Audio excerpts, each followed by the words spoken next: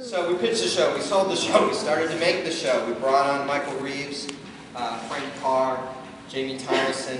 We started casting.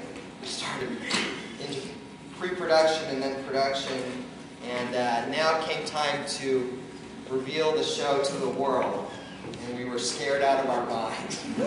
Disney had never done anything like this. And in fact, there weren't many shows even in the ballpark of this at the time. And the only real example was Batman the Animated Series.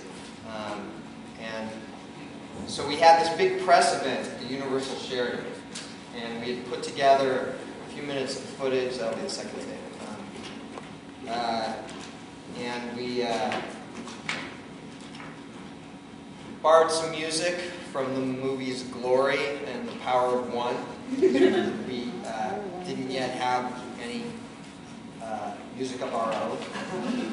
And we had a huge video. Well, I don't know if the projector was huge, but the screen was immense. I mean, just huge, much bigger than that. And what was really huge were the speakers, which were, floor to about here. I mean, they were just insane. And we played this thing at very high volume.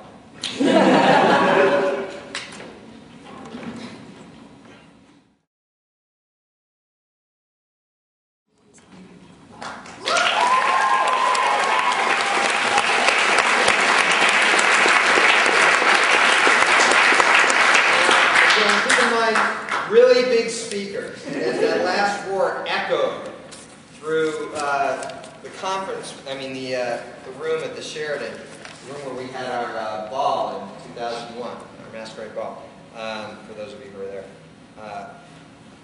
it wasn't greeted by applause.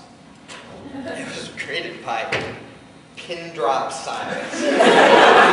All these reporters gathered had been, I don't know what they'd been expecting, some show from Disney, I worked on a lot of shows at Disney, I'm proud of every one of them, but, when you've been working on Goof Troop and Bonkers and DuckTales, this is sort of a revelation. And so a few of us assembled on stage. There was myself and Gary Kreisel, my boss, and Ed Asner, Bill Fagerbakke, who plays Broadway, and Jonathan Frakes, who plays Xanatos. And we assembled on stage, and for questions, it was, very quiet. And I'm sitting there thinking, I'm doomed.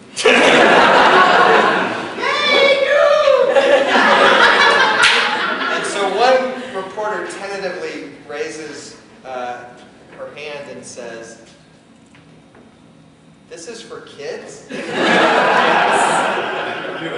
we were like, "Yes, we think it appeals to a wide audience, but we are targeting boys 6 to 11, blah, blah, blah, blah, blah." All the things we were supposed to say, and then someone else raises her hand and says, or his hand, and says, "Well, would you let your kids watch it?" And this was an awkward question for me because my wife was pregnant, but it was sort of, I didn't actually have kids yet. And Jonathan's wife was also pregnant, so he didn't have kids yet. And Gary and Ed had kids. Of course, Ed's kids are my age. And Gary's kids were, in their late teens, so that left it all in Bill Fagerbakke's, the ball all in his court, because he was the only one with young kids. And so the question just sort of went down the row and wound up in Bill's lap. And he was asked, would you let your kids watch this? And his response was, "It's better than Barney!" It's better than Barney. And what was great is that you could tell that 90% of the reporters had kids. And immediately knew what he meant by that. And laughed, just as you all are laughing, broke the ice, and suddenly they had this dream that maybe they wouldn't be forced to watch a Barney tape.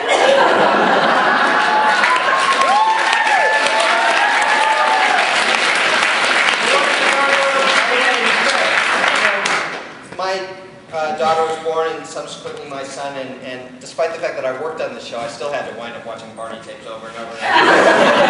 It's just a phase, I guess. But nevertheless, from that moment on, literally, we always had the press on our side. We always got great reviews, particularly in TV Guide. That one quote that I just read in TV Guide from Ray Stackhouse was very symptomatic of the kind of positive reinforcement we got from the press, which was very gratifying.